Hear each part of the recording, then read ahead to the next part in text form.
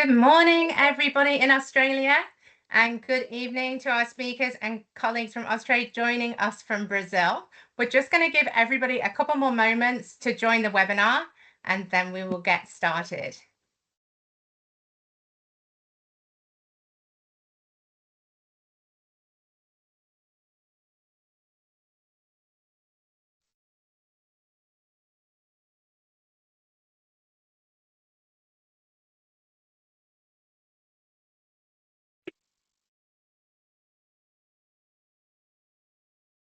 So thank you all for joining us today for the Brazil Mining Market webinar.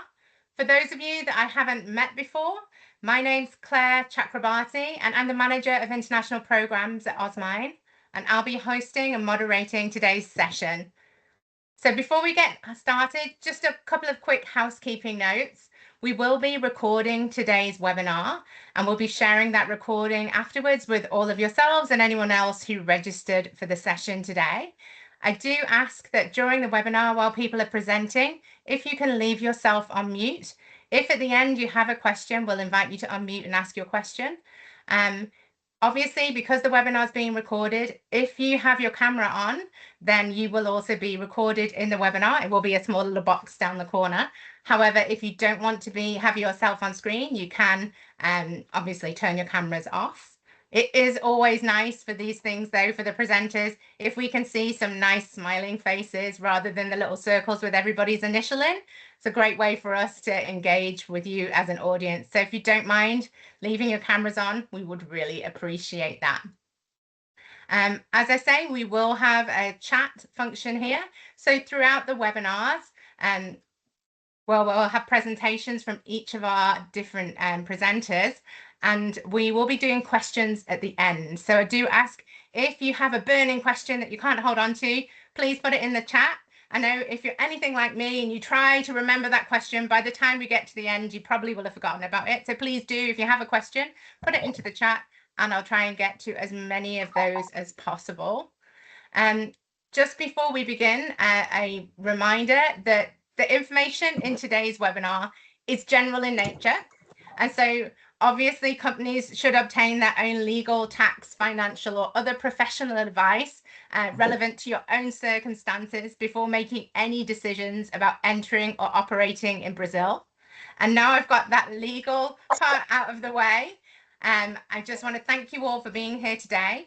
I'd also like to acknowledge that the programme is being delivered by Osmine in partnership with Austrade, and it's through support of the Accelerating New Markets Initiative and the Trade Diversification Network. And it's that support that helps us provide these practical market development activities and really helps us explore these new international opportunities. So without further ado, I'll begin the webinar with a really quick sense check from everybody. So if you've got your phone handy, if you can please scan that QR code on your screen, and that will take you through to a Slido survey where there are 3 quick questions. Now, this is completely anonymous, so we're not going to be monitoring you, but it's really just a way for us to help understand the people attending this session today so that we can improve our sessions that we're delivering and make sure that what we're doing during the session, we can tailor the content to meet the people who are here joining us. So if you wouldn't mind just taking a few moments to complete that Slido survey. Thank you.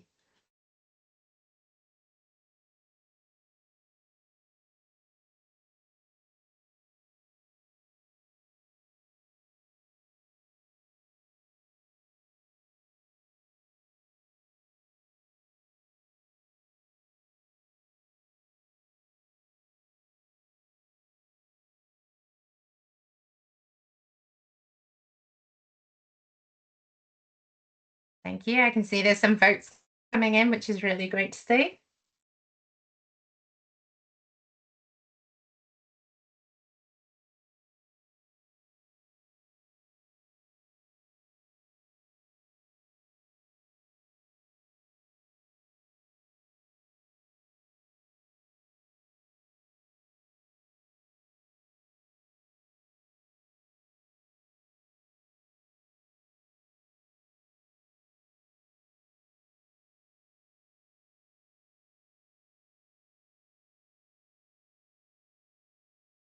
Thank you to everybody who has put your votes in. For those of you who are still doing it, you can continue. That will remain unlocked for a little while longer.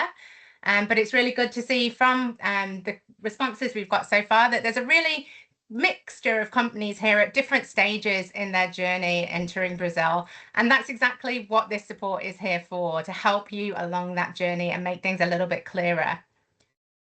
So during today's webinar, it's part of a broader Brazil program. So the aim of today is really to help you move from that general interest in the Brazilian market towards hopefully a more practical and informed market engagement. Later this month, Osmine and Austrade will be leading an Australian Mets mission to Brazil around the Exposibram in Belo Horizonte. And this mission is going to provide some excellent opportunities for participating companies to meet mining organizations, take part in customer briefings, and networking activities in market so that you can access the Australian lounge at the Exposibram and really build those relationships. So if anybody is interested in that opportunity after today's session, please just reach out to myself or Robert or Sheldon or the general Osmine inbox, and we can provide you with a little bit more information. So we have a really strong group of speakers joining us today, and I'm really grateful, especially to our speakers joining us from Brazil, because it's actually 8 o'clock in the evening. So they're giving up their evenings to participate in this webinar. So today we're going to start with a market overview and market entry from Juan, who's going to provide us that introduction to the market. We'll then hopefully be hearing from David, who's the general manager at PROC, who's going to be providing some information about the practical experiences of an Australian Mets company growing in that Brazilian market. We'll then hear from Anna, who's the business development director at Austrade, who's going to make this a little bit more practical for you and tell us a little bit about the actual opportunities in the Brazilian market right now for Australian Mets companies. Frederico's going to introduce how you could structure your Mets company in Brazil. And then at the end, we're going to have a panel discussion talking about practical pathways for Australian Mets companies in Brazil. And this is where I'm calling on you guys. If you come up with questions, if you have anything specific that you would like our speakers to tell you about, this is your opportunity for you to hear from our speakers. We'll also be joined by Gabriella, who's one of Frederico's partners in the mining law practice, who's going to be available also to answer any other specific questions you might have about operations in the Brazilian market.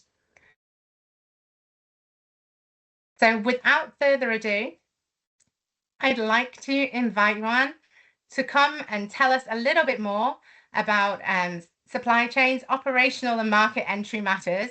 And he's going to provide us an overview of Brazilian's mining position and some of the commercial and regulatory and taxation considerations that can actually shape your market entry. So thank you for joining us, and I will hand over to you. Hello, good evening, good morning for you, for Brazilian folks, good evening. Just a quick question here. Can you see my screen now? Not let yet. me share that again. We're not seeing your screen. Yeah, I think now you can see that. Yes. Yeah, now we can Yes. see. So first of all, thank you for the opportunity. My name is Juan. I'm a partner here at KPMG Brazil, responsible for supply chain and the mining industry here in Brazil. More than glad to have this opportunity with you.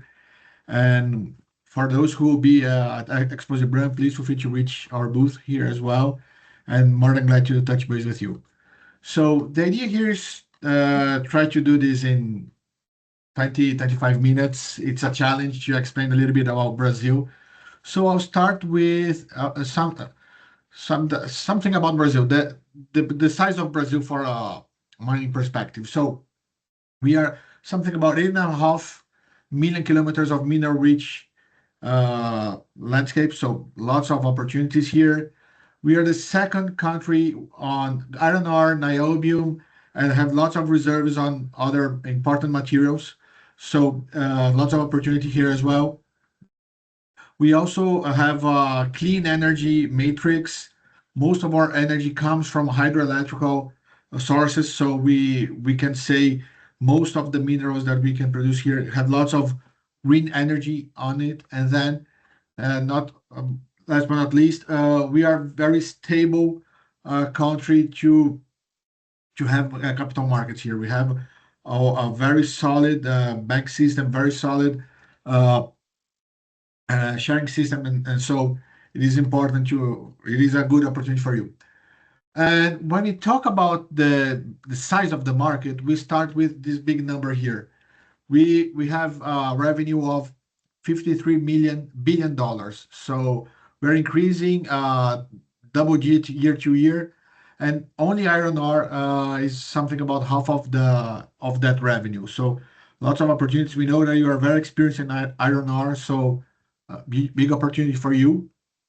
And most of this revenue comes from exports. So we're talking about $46 billion on exports, and then roughly 400 million tons are going to on iron ore, and then China is our biggest customer here, similar to many of your customers as well.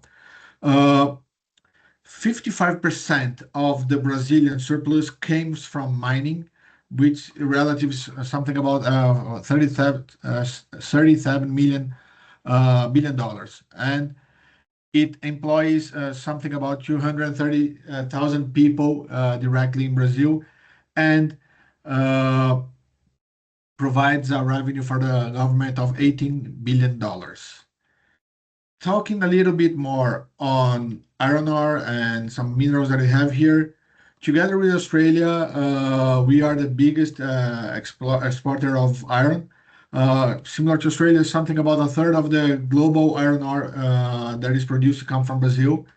We also have 21% on the rare elements here in Brazil, even though we just produce 2% of the global production of it. I see this as an opportunity because we can increase 10 times, we can tenfold our production on those elements. We also have the biggest reserves on graphite and niobium as well. Lots of opportunities here, and we are by far the major producer with 92% of the everything that is produced on niobium here in Brazil. Uh, this can happen because we have three hard to replicate, very good strengths here. We have lots of lands here that have reserves, so still there's lots of places to be invested here. We have a really solid export base, and for the mining industries, especially on Pará State and Minas Gerais, which are the biggest producers, a very settled logistic corridor to export, and also a solid pipeline for investment, something about $8 billion on investment up to 2030. So lots of opportunity here for growth. And we are very well positioned on energy transition as well, not only for iron ore, but also for the entire energy transition that we have here. We have, as mentioned, the niobium biggest reserve. We also have lithium here, fast-growing reserves. And the thing that is good here is not it is not about brine. It is mineral lithium, so easier to process it.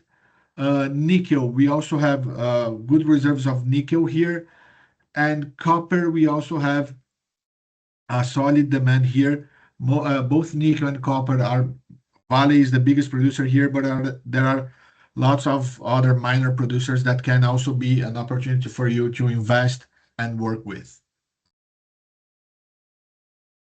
As mentioned before, even though the size of Brazil, similar to Australia, a continental country, some parts of Brazil concentrates lots of the investment here. So when we talk about uh, iron ore producing, there are two states that are really more relevant here, Pará and Minas Gerais, and Bahia works well with the other minerals. So with all of these three countries, we have roughly 70% of the country, sorry, 9%, 80% of the country on mining concentrate on these three states.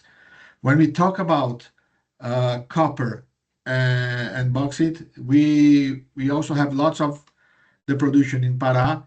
The biggest producer of aluminum here in Brazil, the two biggest producers have their operations in Pará. One of them have an operation in São Paulo state, mainly because proximity to the market. But again, everything is set with a solid logistic overview. And by this, all the royalty payments stays on Minas Gerais and Pará.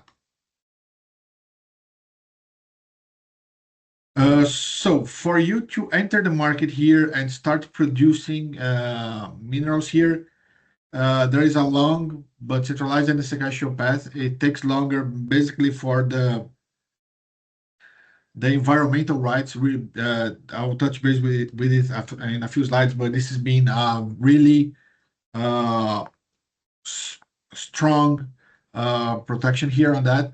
And everything starts with applying to the National Mining Agency for the exploration licensing. Then it goes to the exploration phase where you can see the real feasibility on the study here. And then you set a final report to that agency. With that, you have the concession for mining. After that, ongoing business, and then you can have all the operations, especially when you have an economic plan to produce that. ESG standards here in Brazil are becoming tougher and tougher. They're paying more attention to that after we have some problems with the dams that I show you a little bit later. Of course, Brazil is known for their taxation regime. Probably we'll talk a lot about this today, but it is predictable. It is something that Brazilian companies are really aware of, and there are no surprise that there are only complexities. So starting with the corporate taxes, something about 34% per year in revenue, then all the royalties goes up from 1 to 3.5%. There are some additional mining taxes for the biggest states in Brazil, and also the landowner compensation on that. If adding on top of all of these, we have the ICMS, which is our VAT tax, going for calculation. Good thing is we're undergoing a tax reform regime that will be in place in 32, so 33, sorry. So up to that, we're going to transition to really easing the tax aspects of these. Uh, the good thing as well is that this is converging to the global standards, especially when we talk about the arm's length OECD uh, transfer pricing. This is something that we are going under the same legislation. Similar to Pillar 2, we also have the same legislation here. We are under the same regime here. As I mentioned, the tax reform is really simplifying the process, and there are still some good incentives if you go to the north and northeast regions in Brazil. And bear in mind that Pará and Bahia stays on those regions, so the biggest producers have the biggest incentives as well. Not this is by chance. This is how we can develop those countries. So, and again, lots of opportunities here. As I mentioned, ESG is really tough control here in Brazil. This is really important for us here. We had some failures and the second decade here in Brazil. Both of them were really catastrophic. There are cities that doesn't exist anymore because of that. Vale is paying some compensation up to today. So there are some new legislation here that uh, have put some legislation on how to build the dams. You cannot do that upstream anymore. You have to decommission all of those up to next year. And the state that has those accidents, Minas Gerais, put even stricter laws on top of that. So you can imagine how traumatized we are here. Similar to that, when we have all the global standards adopted here, and we are unifying all the environmental licensing, but additional environmental impacts are required here in Brazil for those countries. Uh, not important to mention here as well that all the native communities that we have here in Brazil are also protected. So, case you want to work in a new place here, bear in mind that this will also be part of your license granting. So how to establish an operation here in Brazil? Probably Ana will talk a lot about this again, but it is important for us to think here. You have to choose a company, a vehicle, how to work here in Brazil. If you're going to the stock market or if you're going to be limited liability. So it is important to understand to what kind of businesses that you have here. So you can after that you can appoint a local representative here because uh, you need to have some local representative on yourself. You can have a lawyer here, an attorney, but you have to have some Brazilian person here to help you running this. Also, you need to register every foreign capital that you put in place here in Brazil, and all the imports are done in local currency. So it is important that the central bank here in Brazil is aware of everything that you do. And then you have to understand that the regions that are most developed in mining are the scarcest on resources. So beware that you may have to bring some additional resources or train some local resources as well, so you can have a good operation, a solid operation here in Brazil. As takeaways that we have here, the opportunity that we have here is real. There is a roughly $80 billion pipeline, so American dollars to be aware of here. That is up to be worked with. Compliance, of course, can be a burden, not because of mainly because of the local complexity that we have here. We have some entangled legislations and entangled tax calculations here that is important to have a local person helping you guys here to do that. Good thing is that regulation is centralized, so you don't have to go state by state understanding legislation. Most of it is really centralized. Minor specifics, but the major of that is centralized. And as soon as you decide to enter the market, find some attorney, some partner that can help you localize your operation early. So the earlier you get there, the sooner you have the benefits here. Okay. I see that we have a question here. Let me just read the question here. Uh, okay. George, about the importation tariff is for technology. Let me touch base with you after that. Depending on the type of technology, there will be different taxation here. And this is something that is important. We have people from tax, some legal offices here from Azevedo Sete. KPMG as well has its own legal department and our tax department that can help you with that. There is not one single rule here, but you can start thinking about 50 to 100% of taxation for pure uh, imports here for technology. But it's important for us to understand a little bit, dig deeper here to understand what you're considering here. Okay.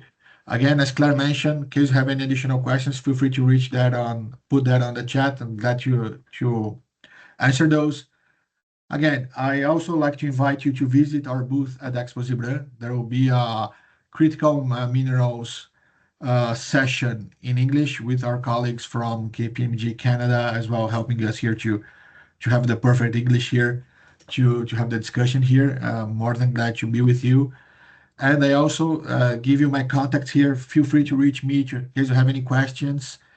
More than glad to help you here. And I know hopefully this is the first interaction that I'm having with you. And Claire, I don't know if you have any additional comments or questions that I'm not seeing here.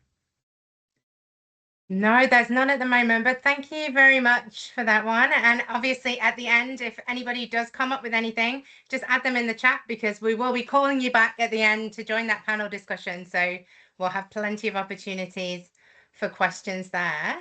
So I'll just share my screen with everybody again. So yeah, thank you for that. I think that gave us a really great introduction to understand why Brazil is such a significant market. And we can certainly see the opportunities are very real for Australian METS companies within the market. Unfortunately, I have heard from David, who was our Australian METS operator who was meant to be joining us, that he's actually stuck on site without internet. So he won't be able to join us. If he is able to come online in a little bit, we will get him to speak. But otherwise, what we will have to do is just move to our next speaker, which I believe is Anna. So obviously, you want to outline some of the broader operating environment. And Anna's going to talk in a little bit more detail about the actual opportunities within the Brazilian market for Australian METS companies like yourself. So Anna is the Business Development Director with Austrade in Brazil, and she has really extensive experience supporting Australian companies just like you to understand and engage with the Brazilian market. So Austrade are obviously a font of all knowledge, and we absolutely encourage you to reach out to Anna after today to get more information. But for now, Anna, I'd like to invite you to speak. Thank you, Claire. Thank you so much. It's very good to be here today. Good morning to everyone in Australia. Good evening to everyone here in Brazil. And it's a pleasure to be here with Osmine. Thank you so much for the invitation to be part of the webinar. And well, I would like to start. So following Juan's presentation, overview of the Brazilian mining market, I would like to focus more on the practical opportunities that exist for Australian METS companies here in Brazil. So can we move to the next slide, please? Thank you. So, well, Brazil is one of the largest mining markets, as we all know here, with strong investment across both traditional commodities as iron ore and critical minerals. So this creates great opportunities for innovative suppliers that can help mining companies improve productivity, safety, sustainability, and operational performance. Today, I'll cover the investment landscape, the key industry players, and major projects currently underway, and where we see the strongest opportunities for Australian METS.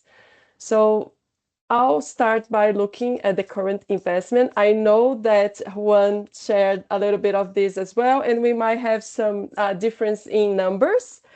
But the forecast figure here is quite significant. So I have almost $70 billion. One said $80 billion, but that just showed that it's even more positive, the landscape, than ever. And with an increase, according to him, of 12% compared to the previous 5-year cycle, so which is good. It's not a surprise that iron ore remains the main commodity and attracts close to $20 billion US dollars in investment. But what also strikes me here, and is something that Juan also mentioned, is that the second largest investment category is related to ESG. Okay, so ESG initiative. So more than $11 billion dollars is expected to be invested in projects focused in safety, water management, tailings management, decarbonization, and other ESG objectives. We are also seeing growing investment in critical minerals with around 88 $18.5 billion expected to be allocated in this segment, which reflects an increase in demand driven by electrification and energy transition. Rare earths and gold are some of the fastest growing segments, creating opportunities beyond the traditional iron ore market. From a geographic perspective, so I echo what Juan said. So Minas Gerais and Pará are the most important mining states, followed by Bahia. So most of the mining companies have strong presence in these states, which makes them a priority market for companies, like for the Australian METS companies looking to enter or expand in Brazil. So while the market remains heavily driven by iron ore, we are also seeing diversification into critical minerals, sustainability-driven investment, and operational improvements. And with that in mind, I wanted to talk a little bit about the local, the major industry players that are shaping the local mining landscape. So if we can move to the next slide, please. Claire, well, as you can see from this slide, so I got this ranking from an annual publication by a local magazine called Brasil Mineral. So as you can see here, the industry remains highly concentrated with Vale. So Vale and number one, Salobo Metals is Vale Base Metals. So it's all part of the group because now Vale divided the ferrous, the iron ore business and the base metals business. So they have like a second company that is Vale Base Metals. So Vale accounts for half of the Brazil's mineral production value and operates hundreds of sites across the country. So for many metals companies entering Brazil, Vale is often the first company they think about.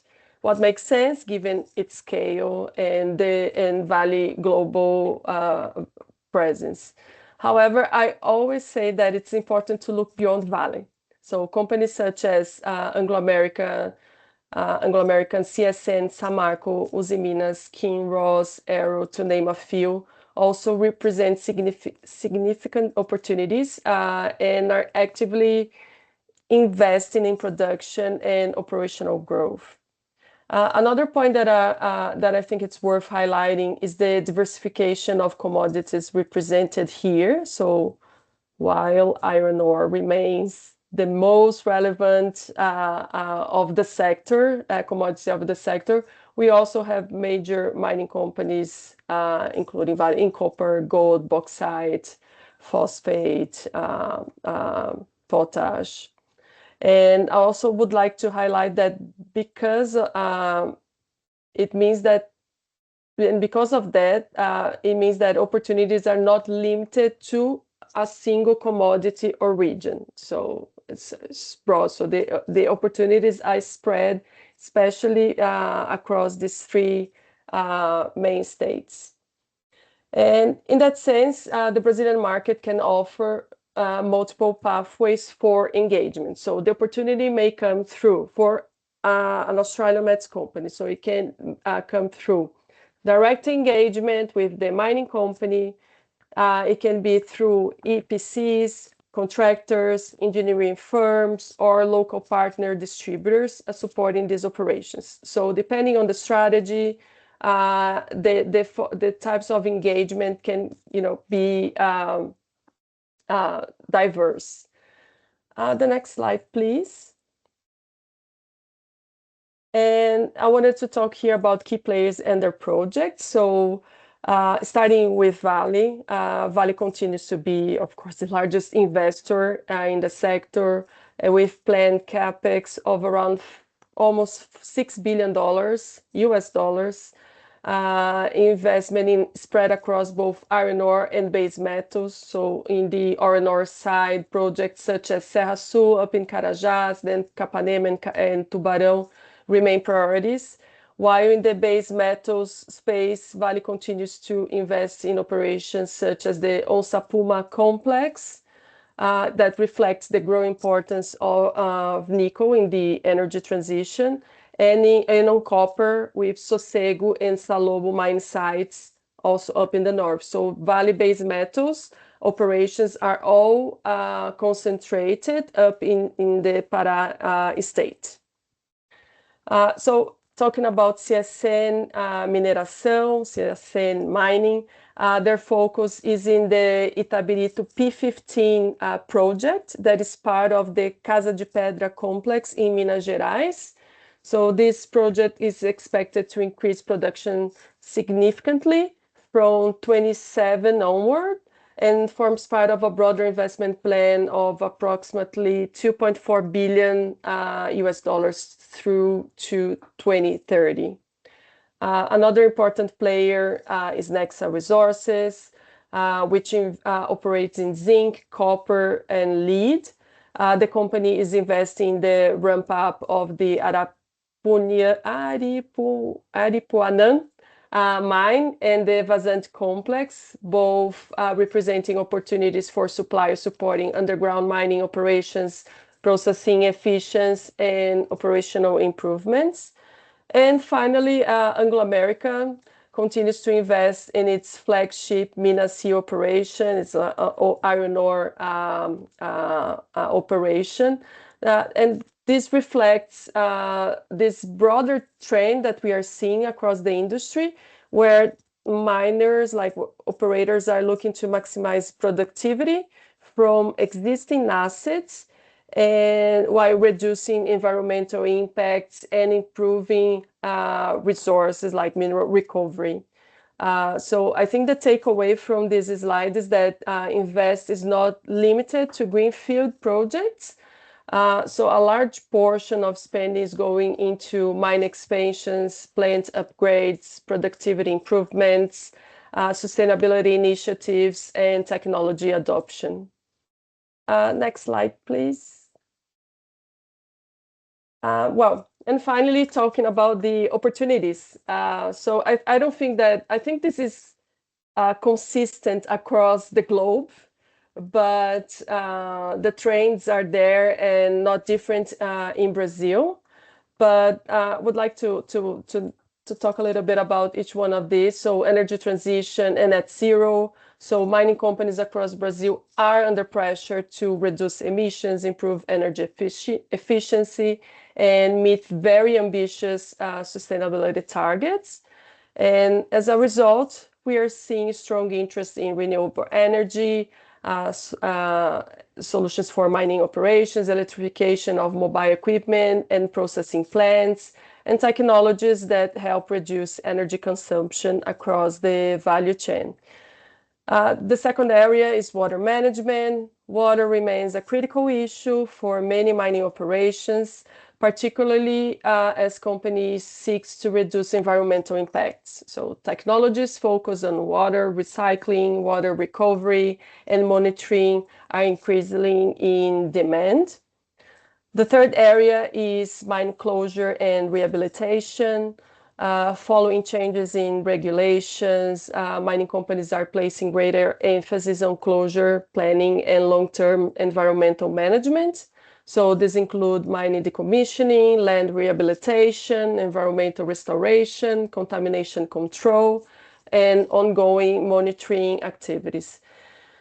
And of course, and very important, safety and risk management. It remains a major priority across the industry. So since the tailings dams incident that Juan mentioned, that from Samarco and Vale that happened a few years ago, the mining companies have significantly increased investments in monitoring and risk management systems. So I have a few more to share with you in the next slide, please, Claire. And another area that we are seeing growing demand, of course, is automation and artificial intelligence. So like Australia, Brazil's mining industry is under constant pressure to improve productivity, reduce costs, and increase operational reliability. And we are seeing more mining companies investing in digital transformation. So this includes AI solutions for mine planning, process optimization, and predictive maintenance, helping operators identify issues before they become real problems. There is also growing interest in remote operations, sensor technology, fleet monitoring, and autonomous equipment, areas where Australian mets are particularly well positioned to support the industry. And the other area that I would like to highlight is exploration, as we identified this as a very niche opportunity. So Brazil has an enormous geological potential, particularly in critical minerals, with strong exploration activity underway across the country. And of course, this create opportunities for providers of exploration service, geophysics, remote sensing, drones, data analytics, and regulatory support. Yes, I just don't want to, keep going on forever here. So let's move on to the upcoming events. So very briefly, the next slide. So of course, I think the major, the reason that we are all gathered here today is because of Expo Zibran is around the corner. So I hope to see most of the people that are here in this webinar today at Expo Zibran in Belo Horizonte in a few weeks' time. So as Claire said, we are preparing, working in partnership with Osmine, bringing an Australian Mets delegation. We are hosting an Australian Innovation Lounge. Everyone is invited to come and visit us and have a coffee. We're going to have a very nice coffee bar there in an area like for good networking. And our booth is J08. So please come and see us. And of course, for all the companies that are here that are joining us with the delegation, I'm really looking forward to working with you and seeing you very soon. And very quickly, we are also on the other aspect. We are also working to bring a Brazilian delegation to IMARC. So there'll be some activities that we are planning, and anyone interested in meeting with this Brazilian delegation, please come talk to me, and we can coordinate meetings and visits and etc. And my last slide, if you can move to the next one, Claire, please. So finally, I always like to say that Brazil can be a challenging market, but it's certainly not an impossible one. Most of time, success won't happen quickly, so companies need to be prepared to invest time in understanding the market, building relationships, and developing long-term presence. So this is, finding the right partner. So choosing how you want to enter the market, if it's like through a partnership in distributor, an acquisition, or selling direct to a mining company. So be committed and persistent, because when you succeed, you succeed for real. Okay, when success comes, it's real. So the chance that you're gonna, do really good here in the market. So I also want to mention that Australian companies in general, and including the Australian Mets companies, have a very good reputation in Brazil.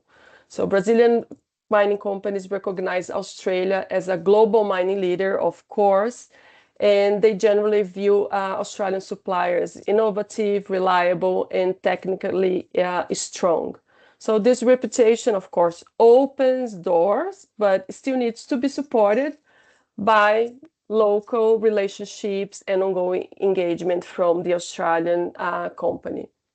And also have a solid Australian, we also have like a solid Australian footprint here established in the market. So with more than Australian 40 METS companies operating in Brazil, and as well as over 50 Australian junior mining companies advancing projects across different commodities, especially on the critical minerals space.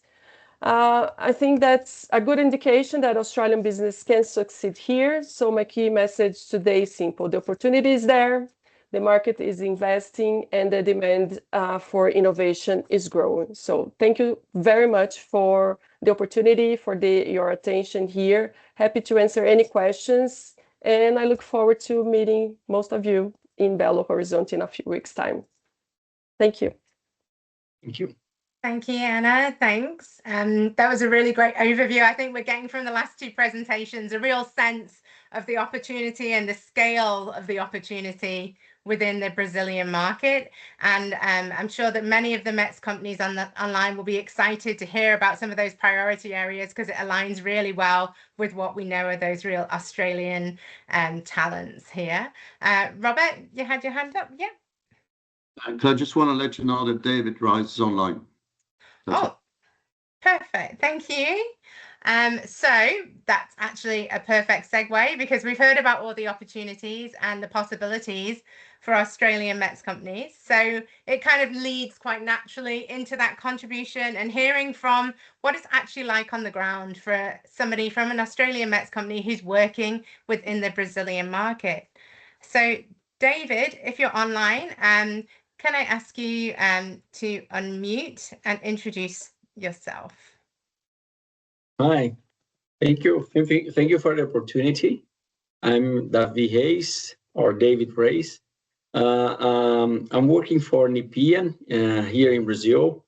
We have a PROC brand in local market that we supply rollers, pulleys, and accessories for conveyor belt.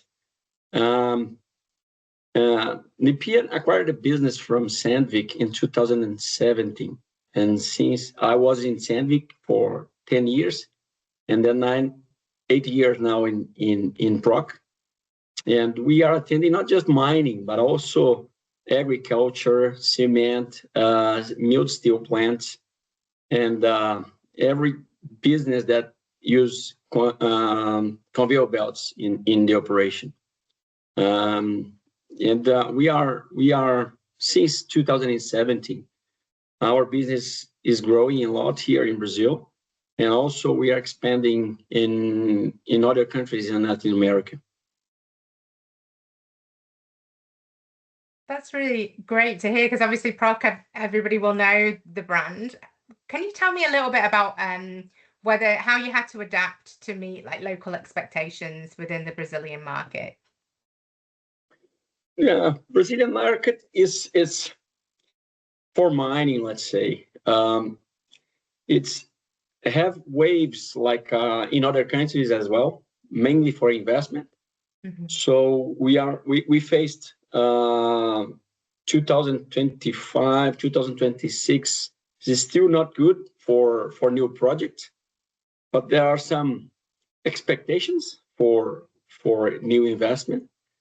And for the aftermarket, it's a good market. Let's say it's a market that normally it depends on which type of customer you want to act or the companies want to attend, because there are companies that are driven by price, are companies that are driven by quality, reliability, and we normally act or work with companies that normally give more interest, or have more interest in quality, reliability, relationship. This is the way we normally work in Brazilian market, and we have several contracts for aftermarket, and the customers are normally loyal. But in periods as we are living with low investment, normally there is a big fight for prices in the market. That's the tough game that we face during this period. But it's a good market, and we believe that that's a lot of improvements to do, and there are opportunities to invest in the country. That's really exciting to hear. And as the Australian METS companies that we have on call today, at the very beginning, we did a bit of a survey to find out where they were at along their journey exploring the Brazilian market. And a lot of them are quite early on, just beginning to put the feelers out and finding out more. What would you recommend for a company at that stage to begin to think about? How would the best way to begin to engage with the market, in your opinion, do you reckon?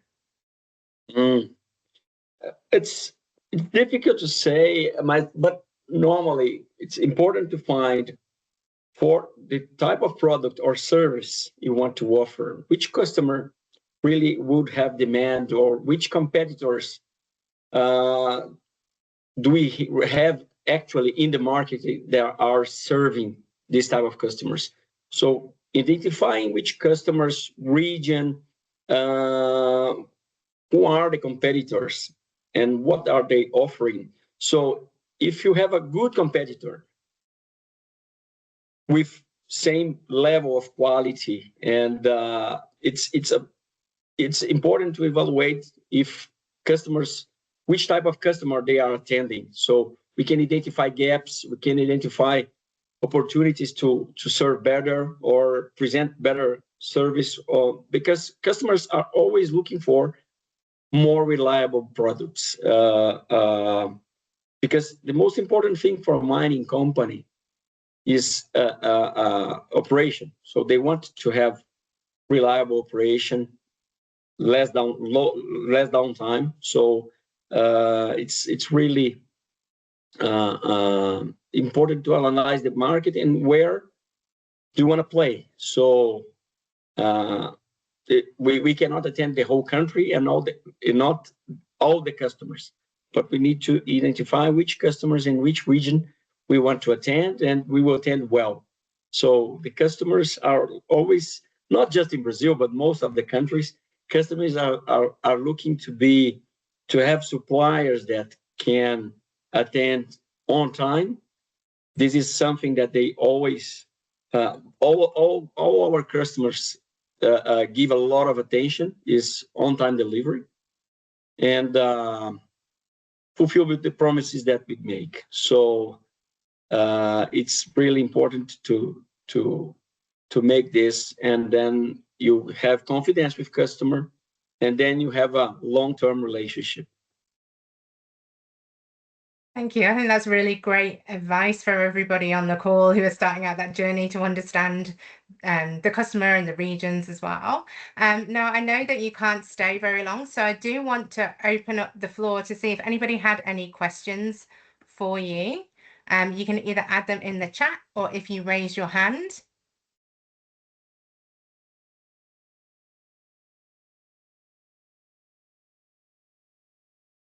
And while I wait for anybody to put any, oh, I can see George has got a question there. So George, if you want to unmute yourself, and then you can ask your question. Yeah, good morning. Thank you for your presentation. I wrote it in the chat, but a quick question around, is there a particular commercial model customers are responding to in terms of CapEx, OpEx, subscriptions? I'm just curious whether there's any preference or trend you're seeing in the market around how they purchase technology. Technology. Let's say the customers are really open for new technology. We have recently installed a new roller monitoring system in Vale and Anglo American.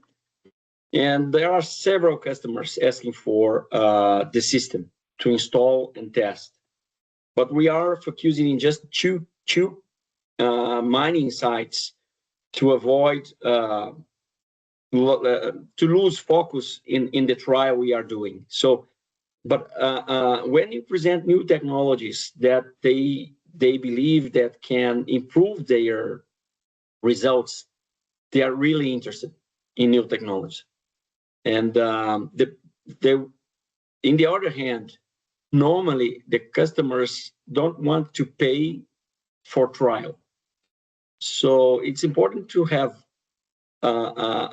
trial approved in an important customer. Let's say here in Brazil, the most important customer is Vale, but Samarco is also important, Anglo American, Kinross.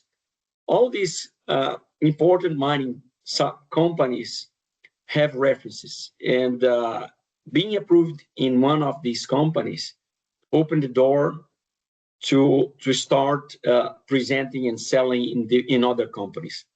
So it's normally what I see is they are really looking for new technologies, but in most of the cases they don't pay for the first trial. So they want to have an investment from the supplier. In this case, it depends on it depends on what type of technology or equipment. Maybe they can include in the budget, but normally this is what I see. Thanks, David. Appreciate the answer. Thank you. Thank You're you. welcome. And did anybody else have any other questions? So I guess my final question for you might be, David, if you could offer one piece of advice, maybe it's something that you learned along your journey, or maybe it's something you've seen other companies entering the market and mistakes they've made, what would that advice be to everybody on the call today? The market in Brazil, is very person driven. So the people rely on the person that they are making business. So it's really important to have a good alignment and to promise what you really can deliver. Thank you. I think that's great advice, and to understand the market a little bit more, it has been really great to hear your perspectives, makes it really real. So thank you so much for your time. I'm so glad you were able to join us. Thank you. And I invite you all to visit our factory. It's very close to the airport in Confins, in the way to Belo Horizonte, where is going to be the mining show. So you are all welcome to visit our factory. Thank you very much. And we are hoping with the Australian delegation that we will be able to get out there and meet you and meet your team and see what's happening in your factory. It will be a really exciting visit. Thank you so much for your time this evening. Thank you very much. Thank you. Thank you. Bye. Thanks. And now I'm really pleased to introduce our next speaker, who's Frederico from Azevedo Svet. And Frederico is going to focus on the practical and legal and commercial decisions companies need to make when they're entering Brazil. So from that first quote through to establishing a really scalable business model, he's going to look at what METS companies need to consider. So Frederico, thank you. Thank you. Good morning and greetings from Belo Horizonte, the capital of Minas Gerais state, one of Brazil's main mining hubs, as you've seen. And thank you, especially Ostmine, for the invitation and Austrade for making the presentation. My name is Frederico Dietrich, and I'm joined here by my mining partner, Gabriela, who will come later on in the game.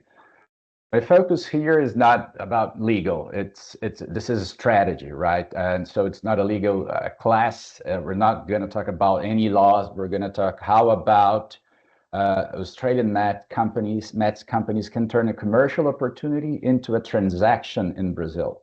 The central message is very simple.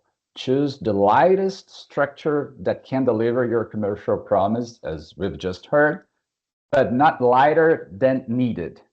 So the decision starts with what must actually happen in Brazil. So Claire, if you could bring up the next slide, please. Right, there we go. Here, what must be done locally determines how you enter Brazil. You don't need to open a corporation in Brazil. You don't need to have a company in Brazil. You may want to, you even may need to, but you don't have to. There are basically 4 ways of entering the market. To address the Brazilian market, not precisely to enter. You can have a direct cross-border sale, and it really works well when you have very clearly defined deliverables like pieces of equipment, and you need very limited local execution. So the decision test here, whether or not this is a good way of doing business for you, is to think, can the supplier contract deliver and support the solution without a continuing local presence? If your answer is pretty much yes, then a direct cross-border sale could work well for you. Of course, I'm not addressing taxation issues and all these things. As one mentioned, it's complicated, but it's predictable. So this is not a tax-driven presentation. It's a business model and strategy presentation. The second opportunity is a commercial representative. It works really well when the supplier, the METS companies, contracts directly, but a local agent develops opportunities. interacts with people, open new clients. And the decision test is, do we need that? Do we need a local market development while we retain the customer contracts and delivery obligations? This is a very common way of starting doing business in another country. But the tricky thing in Brazil about commercial representative is that there is specific law that regulates this profession, and there may be a potential high termination compensation. So when you start about talking commercial representatives, we have to watch out to frame the agreement in a way that you decrease the risk of termination compensation. The third opportunity is a distributor or a local integrator. It works well when this local partner, will import, resell, integrate, and or support locally the final clients. Basically, you sell to them and they sell to the final clients. So the decision is how much control should we transfer to them, or on the other hand, how much control should we retain so that we can know what's going on with our products, our technology, our services. And a fourth way of doing business is having a local operating platform. It could be a wholly owned subsidiary or a joint venture. It works well when you need heavy presence on the ground. You do really need boots on the ground. So you have to have people stock. You do local invoice and you have recurring deliveries. And this is the question that you have to make. Do we need a lot of that, all of that investment in time, people, and presence to be part of the Brazilian game? If yes, that may be your game. But the point is, they're not mutually exclusive. One can work well with the other. And again, the point is, use the lightest structure that can deliver the commercial promise. And that's your end game here. You look for that. And to use these alternatives correctly, we need to separate three different decisions that will come up in the next slide. You have to understand and ask questions about market access, customer contract, and local execution.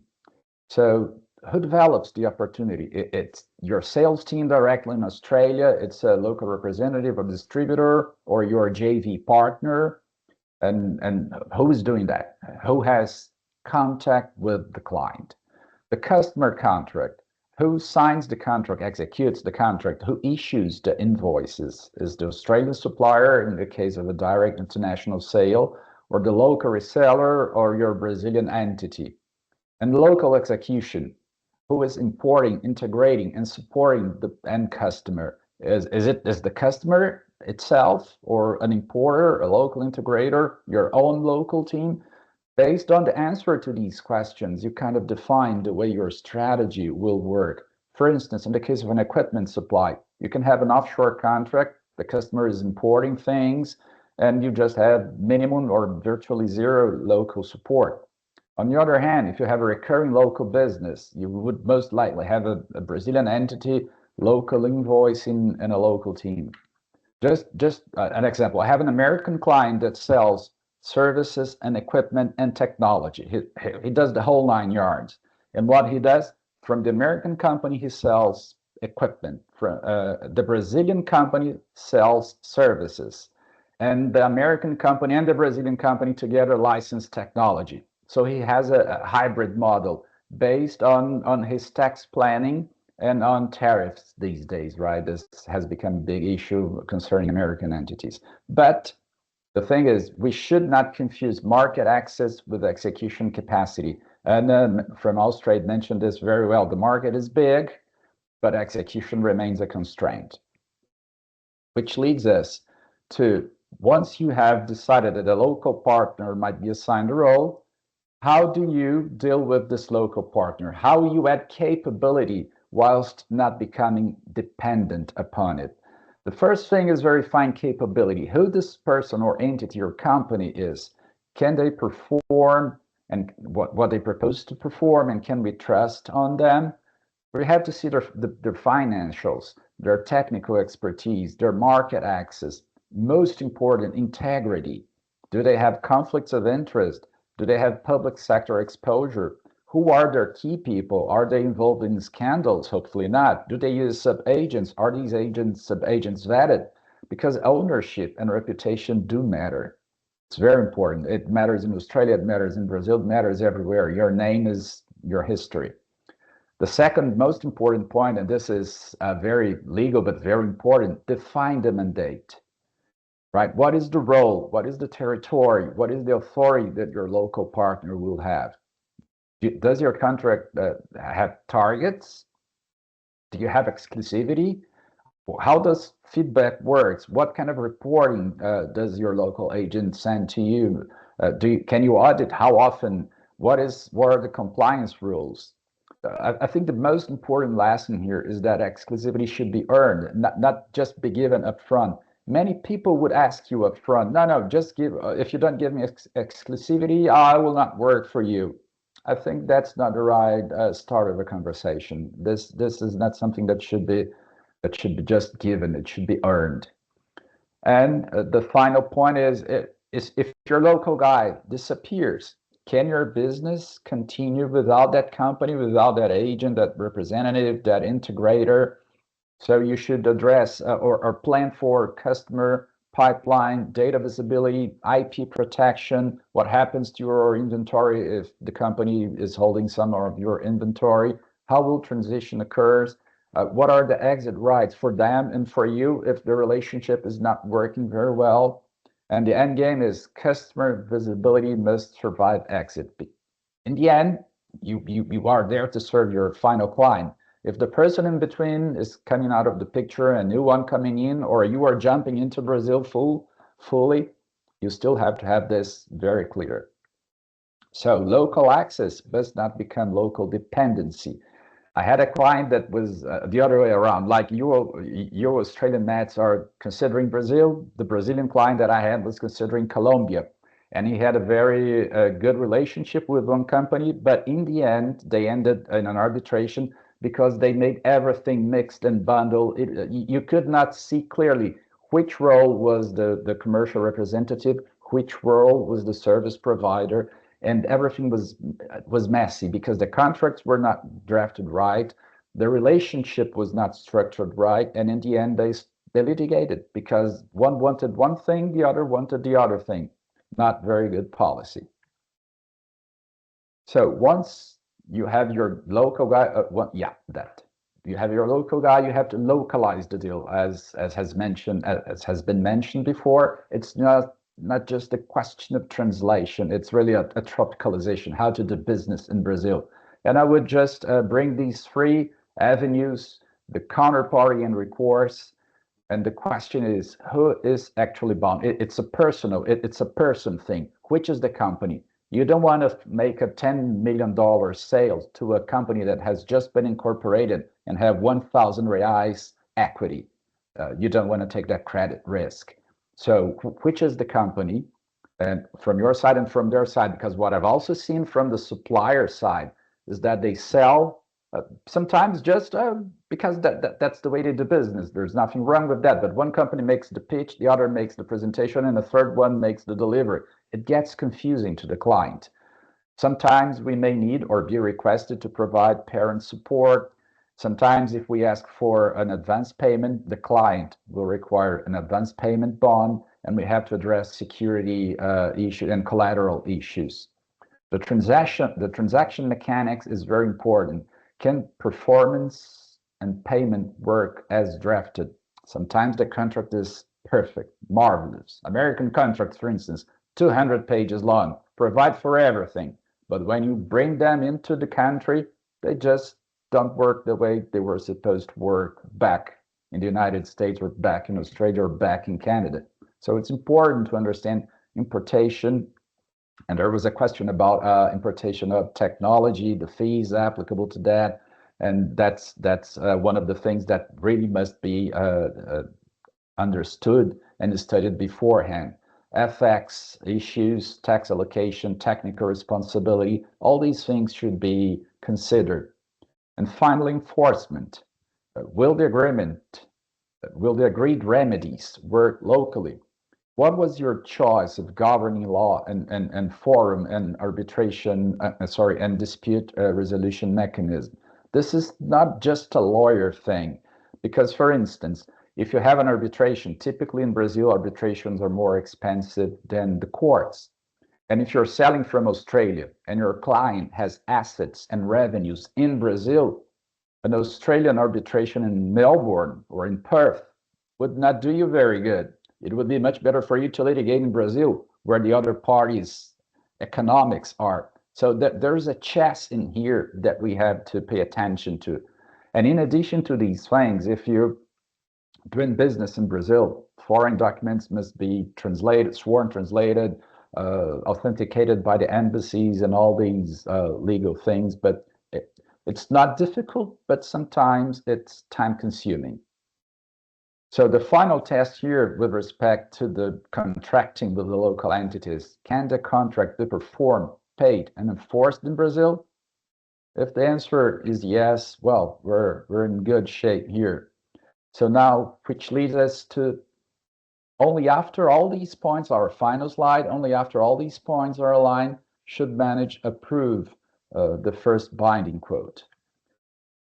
Let me close this discussion here by bringing these four decisions together. We need to pay attention and address these four issues individually, and they together will make the solid ground for you to start doing business in Brazil. So the local requirements, what must happen in Brazil? If you don't have clarity what will happen in Brazil and what will happen in Australia or in any in-between jurisdiction, you're kind of lost. Your compass is not working well. So you may leave money on the table because you didn't prepare for it. Role allocation, who develops, who does this, who does that. You need to have clarity, because clarity will bring you safety. You know what you have to do, and you know what the other party will have to do. Your partner control, as you said, reputation, reputation, reputation. Make sure that they have the good reputation and that they can deliver what they promised. And this builds the kind of relationship that David was just mentioning, right? People start to trust you because you delivered. And final, the contract localization. As I've just mentioned, I'll not repeat myself. It's very important to have the contract aligned not only with your core business, but also with the peculiarities of the jurisdiction that you are starting to do business in.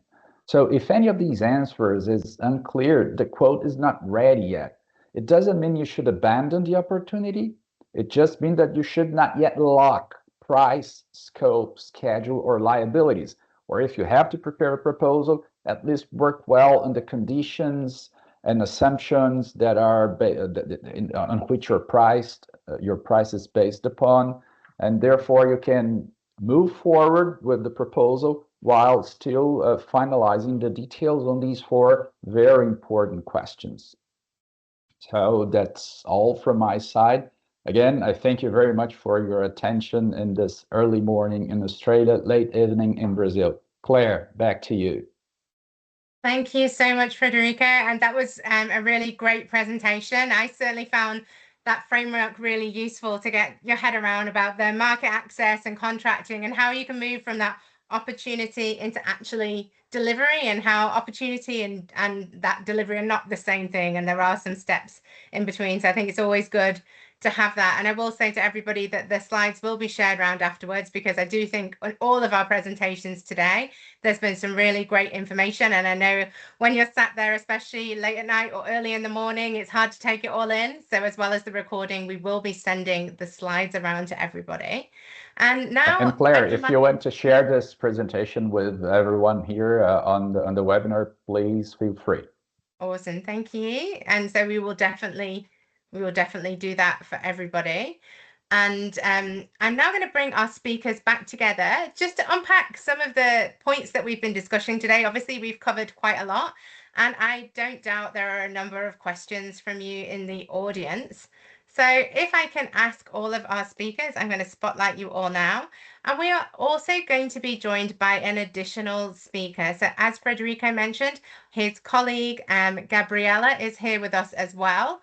and she specializes in mining law practice. So she can really bring a great perspective of that mining focus and that regulation. Again, I will just add that all the information that we're sharing today is general in nature, so that please, if you do have any specific questions for your company, do seek independent legal advice as well. I obviously have to say that, but if you do have any questions for our panel, it won't be a second, I'll just find Gabriella. There you are. Hi, hello Claire, how are you? Hello everyone. Maybe I can ask you just to introduce yourself to everybody and tell us a little bit about what you do. Perfect. Thank you very much, Claire, for the opportunity. Thank you, Frederico, for the invitation. As you said, my name is Gabriela. I'm a partner here at Azevedo Sete Advogados, a Brazilian law firm with an extensive experience in the mining sector. I currently lead the mining practice at Azevedo Sete, where we support both domestic and foreign clients. And if I may add, Claire, I made some notes here while my colleagues were handling their presentations, and I would like to share with you some keynotes that I made here just to help our colleagues from Australia to also prepare themselves to come to Brazil and to talk with potential customers and potential companies at Exposibram.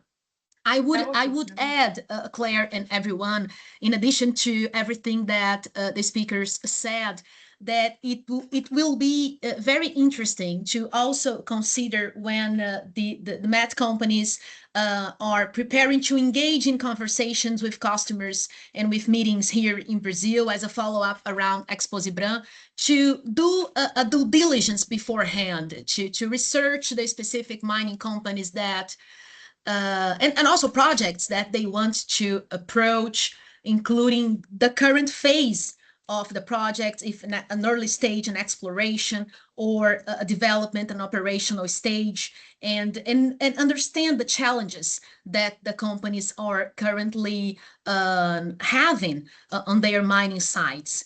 And also to consider, everyone, leverage local council as a cultural bridge. What do I mean when I say this? In Brazil, business relationships are deeply relational. And having a local legal advisor actively engaged, not just as a formality, but as a visible presence in meetings and follow-up, helps to build trust. We say that the Brazilian counterparts here tend to value those who are physically and culturally in local. And a local advisor can help to interpret these unspoken cultural cues, if we may say, and reinforce the message that the Australian companies are genuinely committed to the market and not merely testing it from a distance. And also a final note that I made here while we were listening to the speakers is to plan a structured follow-up. Brazilian business culture values relationship building, and a single meeting is rarely enough. And to schedule follow-up calls, to visit the mining site, the mining operation, to be responsive. The Brazilian players, they often prefer sustained personal engagement over a purely transactional communication. So I think we would also consider this final notes to add on what my colleagues just said. And we're here to engage in additional conversation. Thank you again, Claire, for the opportunity. No, thank you very much, Gabrielle. That's really great advice, especially understanding the market, and that advice for when people are coming to the Exposibram as well. And I guess opening up to our other speakers, could you offer any advice to any of the companies on the call? What your advice would be if they could do one thing before they came to the Exposibram? What would that be? And in the meantime, I'll ask the METS companies on the call as well. If you do have any questions, raise your hand or put them in the chat, and we'll come to them as soon as we finish this question. Perfect. Claire, I think that from our experience, we have a lot of clients from many different jurisdictions, Australia, Canada, also the US. And we understand that many foreign companies usually underestimate the complexity of the Brazilian tax, labor, and regulatory environment, as my colleagues just presented. So it's important to build relationships here, to understand the right entity, the contracts, the compliance approach, to protect their business as well, but to build a sustainable long-term presence in the mining market. We have a huge opportunity here as we're talking about critical minerals. I'm currently, just to give you an idea, I'm physically now in a state here in Brazil called Mato Grosso. It's a very large state in the Midwest of the country, and it's being considered as a new frontier for mining. We're now opening our 7th branch from our office here in Mato Grosso, and it's highly driven by the growing demand from the mining sector. And I have had many meetings today with a lot of clients, and they are eager to understand and to meet new customer provider, new service providers, new solutions, new technology. And we know that Australia companies can be very strategic in these partnerships. So we are in the right time, in the right place. And I think Brazil is a very interesting jurisdiction for this race for critical minerals. I think, yeah, there's so many opportunities there. And I think, as we've heard, like the growth that we're anticipating in the regions is also going to provide lots more opportunities than there already are. And maybe, Anna, could you tell us a little bit, how would you recommend the companies prepare for Exposi Bram? What would be the one piece of advice you'd give them? Well, the first thing that I would say is they come prepared like to have very like meaningful conversations. So in Brazil, relationship matters. So I think that creating that initial rapport, and I think that's really important. What Gabriela just said about, being responsive, follow up, and, becoming present. I think that's really important. So visit the market. So I know coming for an exhibition, it's one thing. So it's a specific opportunity. But whenever there is an opportunity to advance in a conversation, a potential opportunity, and etc. So plan another visit to the market, go to the mine sites, visit the corporate office, talk to the teams, and, be persistent, because I think that makes a real difference, when dealing with the Brazilian market here.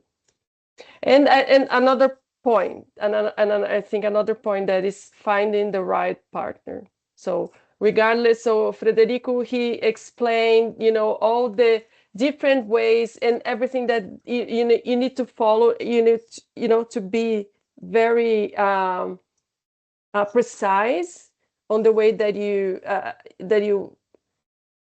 come to the market. But I think that also finding the right partner is part of the path, but it's really important. So don't maybe, you meet, you find like a first, potential partner, but then look for a second one, compare, and I think that's really important as well. So there was more than one thing. You're in mute, Claire. Claire, you're in mute. Oh, sorry, I said, yeah, that was, incredibly important to cover. And then I said, Frederico, if you'd like to join us, sorry. Thank you. Adding to or answering also your question, I think it would be important for the next companies that are coming to Brazil, understanding that Exposi Bram is a major event. It's the largest event of the industry. So everybody will be there. So my recommendation is focus. What kind of project are you interested in? Client you are interested in. After you have these two things at least a bit sorted out, what are the key persons in this industry or in this client, so that you can start focusing on meeting them at the fair, at the show. Because if you come to the ground not knowing anything, you're going to be kind of lost. And until you get your bearings, 1 or 2 or 3 days will elapse, and that will be wasted time. Yeah, definitely having a plan, because you won't believe how quickly that time will fly by. You'll be on your feet, and it's there'll be so many opportunities there to make the most of it. Being prepared is very important indeed. And I can see Malcolm's put a question in the chat here, and I guess just building on maybe what you were talking, Frederico, about earlier, about when it comes to Australian metals companies, if they're selling into the Brazilian mine market, do you think that they prefer to buy from local distributors or resellers, or is that more something that's driven by their policies? Does it depend on the size of the company? What have you seen from your experience with your clients? In my experience, it depends a bit on the size of the company. Big companies, they don't have any problem in dealing with anyone around the world. But family-owned companies and small to medium mining companies, most of them don't speak English, so they would prefer to speak in Portuguese with someone living in Brazil. Having said that, you can start having, you could have just a translator to make your international sale, but it would make it hard, to really get to that client. So in this case, a local a distributor would work fine, or a commercial representative would work fine. Just get your bearings right in the contract and in the relationship with your local partner, so that they don't steal your client and go elsewhere. So it's a balance that you have to pay attention to. Yeah, that is a good advice. And I can see, Juan, you've got something to add as well. Yeah, just a bit on top of what Frederico mentioned here. In Brazil, one of the problems that I have is after sales, the maintenance of the systems, because when dealing with minor companies, as Frederico mentioned, they are really scared of, okay, what if anything goes wrong? Who should I contact? What will be the response time? So it is important that you have an open conversation, that you establish a network of support for customers and persevere. As you can see here, every time we say something is persevere, build relations, build trust. Also build trust with the first company, then the second will come, then the third will come. In Brazil, trust is key. It's not only about of course, cost and values means a lot, but trust is a really solid enabler for businesses here. Yeah, that's really good advice. And Gabriela, you had something to add as well? Yes, Claire, if I may, what Frederico and Juan just said also translate into a practical recommendation as well. If possible, prepare documentation in Portuguese as well. Technical and commercial materials translated in Portuguese, because English is still a language barrier here. The majority of the population does not speak English.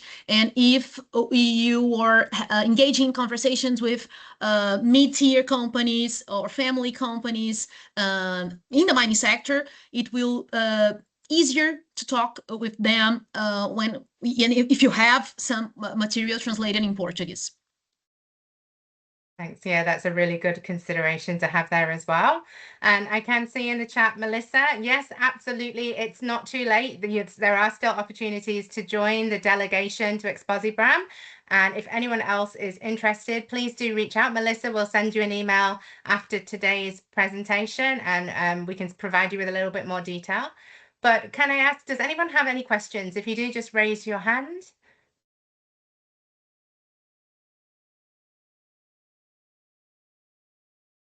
I can see one question that's come in, which is, how should companies think about things like exclusivity? Would you recommend companies consider something like an exclusivity with a supplier, or is it something where you could have multiple suppliers in different states? I think there's no right answer to that question. It really depends on the client. If it's a one client with one small scale project, his only child, he might require exclusivity. If it's a larger client with several sites, he may not want exclusivity because he doesn't want to depend on one single contractor. Both things work. You really should see what kind of size of shoes you need. Yeah, normally what we see there is on the sales side, not on the buy side here. This exclusivity term. So Companies, as Rick mentioned, I don't see any sort of restriction on that as well. Most of the case, they want to have more than one source of supply here.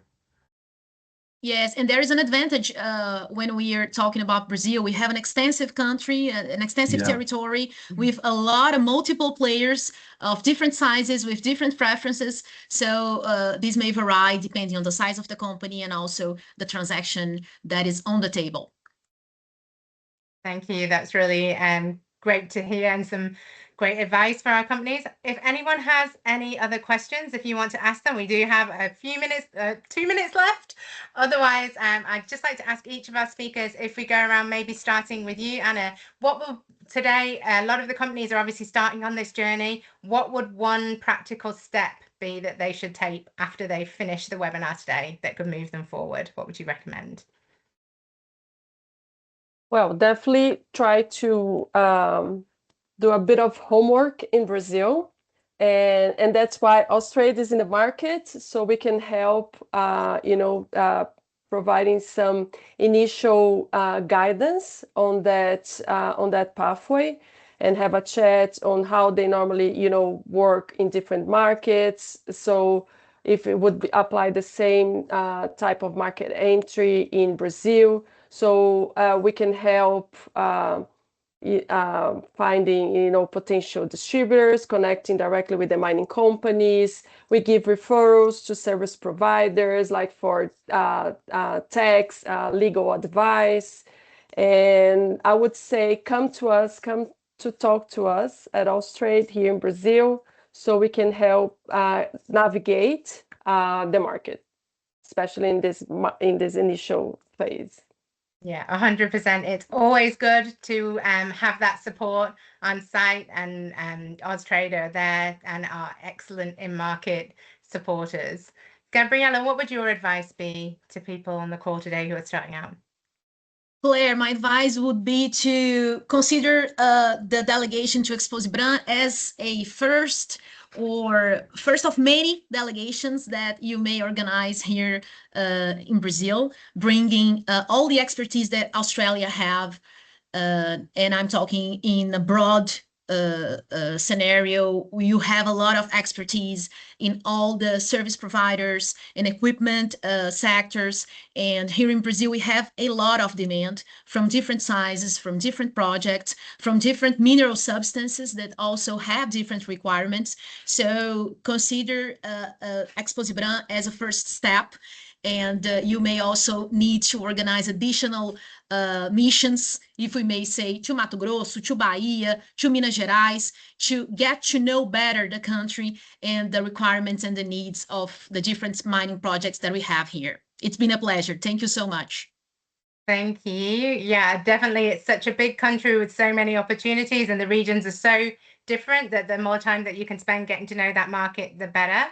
I will just say that I have put up on the screen a Slido. So if anybody has your phone handy, if you want to fill that in, it just helps us understand a little bit more what we can do to support you moving forward. And I would like to ask Juan, if you could just give us your opinion, what would you recommend the METS companies should do as their next step?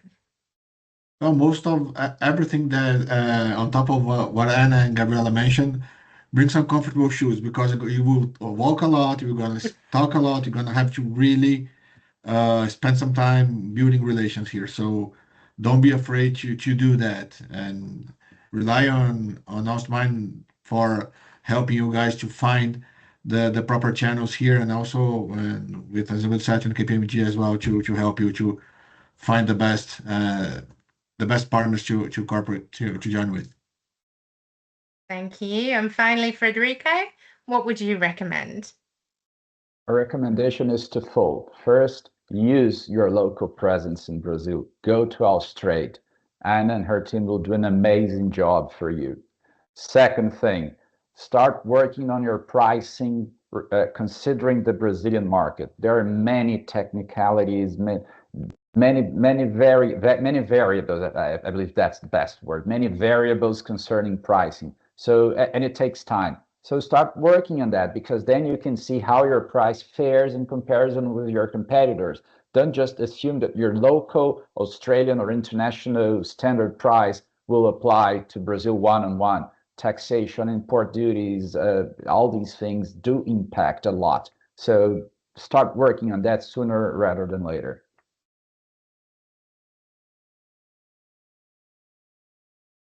Robert, you've got your hand raised as well. Would you like to? No, just a quick comment earlier to our colleague at KPMG about shoes. I would like to remind everybody you can buy very beautiful, comfortable shoes in Brazil. So that's an opportunity to give discover shoes. It's always a good opportunity to explore the local things that you have on offer while you're at the show as well. So yes, definitely come with an empty suitcase if you can, because I think there's lots of things and lots of fabulous food in Brazil as well that you might want to try while you're over there. Well, I'd like to thank all of our speakers very much for giving up that evening and joining us. And for everybody who's stayed for the webinar this morning, thank you so much for attending. We do hope to see many of you at the mission in Brazil, or if not, we look forward to also seeing the Brazilians who are coming over for the IMARC delegation. So thank you again, everybody. I hope you have a wonderful evening or a beautiful day for those of you in Australia, and don't be afraid to reach out if we can help you at all. Thank you. Thank you. Thank you, everyone. Thank you. Bye-bye. Thank you so much. Bye. See you soon. Bye-bye. Thank you. Thank you.